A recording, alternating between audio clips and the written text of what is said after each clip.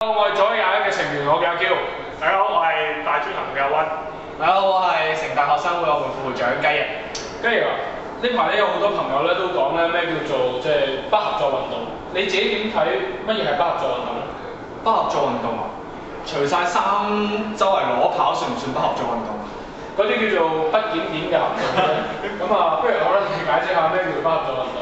我都想回應啊。頭先佢話攞跑係咪不合作運動咧？嗱，佢係犯法嘅，但係佢做唔到不合作嘅效果，因為不合作咧就係要你令到個政府個生產線阻塞佢啊嘛，令到佢個管治成本上升啊嘛。但係你周圍攞跑咧係唔能夠令到管治成本上升啊。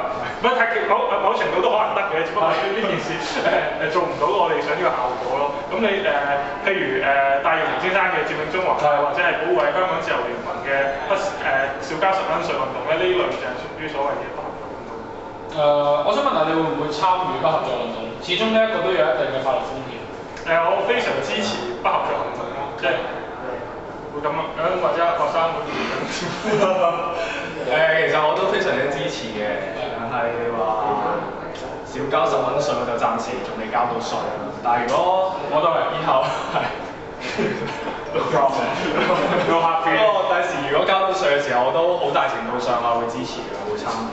其實咧好多嘅行動啦，或者好多嘅遊行示威集會呢啲都係一個不合作嘅運動，因為我哋始終遊行嘅時候，我哋都會經過一啲嘅馬路，會某程度上去堵塞一啲嘅交通，即係一啲正常嘅秩序。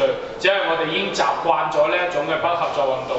當呢一個政權嘅暴政或者佢哋過分嘅一個嘅剝削或者一啲對我哋嘅人民嘅打壓嘅時候，我哋就應該將一啲不合作嘅程度去升級，所以我哋好支持不合作運動。